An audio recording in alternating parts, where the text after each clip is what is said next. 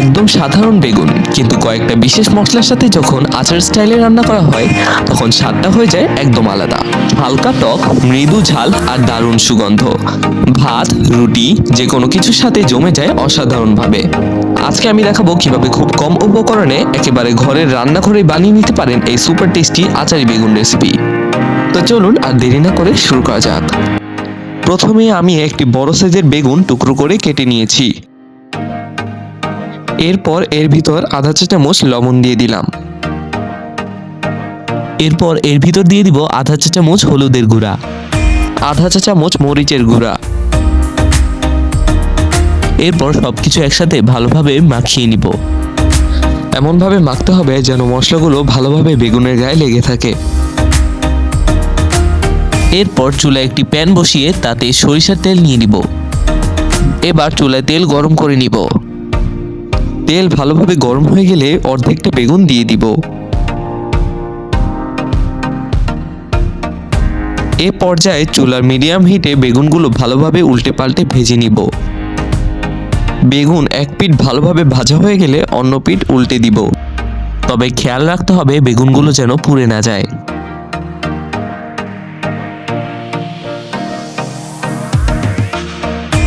ভালোভাবে ভাজা হয়ে গেলে বেগুনগুলো তেল ছেঁকে তুলে নিব। এবার বাকি অর্ধেকটা বেগুনও তেলের ভিতর দিয়ে দিব। একইভাবে আগের মতো ভালোভাবে উল্টে পাল্টে ভেজে নিব। এক্ষেত্রেও খেয়াল রাখতে হবে যেন বেগুনগুলো পুড়ে না যায়। বেগুনগুলো ভাজা হয়ে গেলে একইভাবে তেল থেকে তুলে নিব।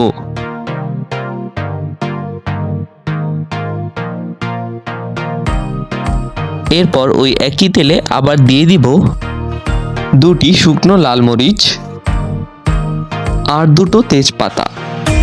এরপর একটি মাঝারি সাইজের রসুনের কোয়া দিয়ে দিব। এরপর দিয়ে দিব এক চা চামচ পাঁচ ফোড়ন। সবকিছু দেওয়া হয়ে গেলে এবার একটু ভেজে নিব। এরপর পেঁয়াজ কুচি দিয়ে দিব। এটি আপনারা আপনাদের ইচ্ছে মতো দিয়ে দিবেন। পেঁয়াজ দেওয়া হয়ে গেলে এবার ভালোভাবে ভেজে নিব।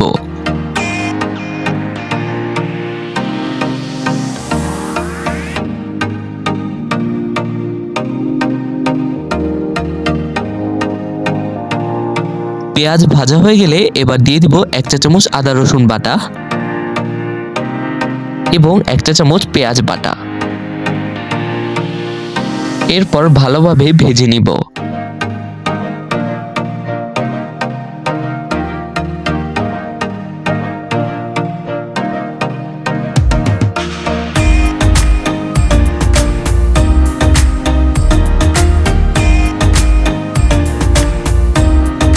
ভালোভাবে ভাজা হয়ে গেলে এবার দিয়ে দেবো এক চিমটি হলুদের গুঁড়া, এক চা চামচ মরিচের গুঁড়া,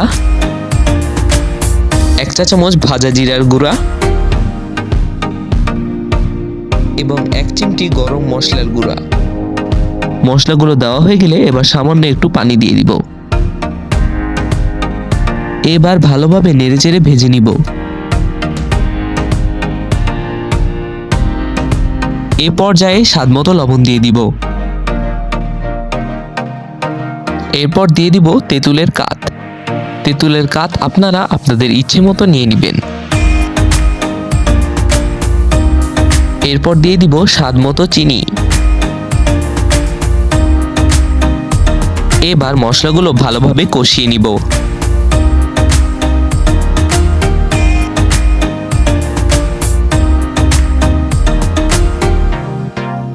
মশলাগুলো ভালোভাবে কষিয়ে নেওয়া হয়ে গেলে এবার ভেজে রাখা বেগুনগুলো দিয়ে দিব। এরপর নেড়েচেড়ে কিছুক্ষণ ভেজে নিব।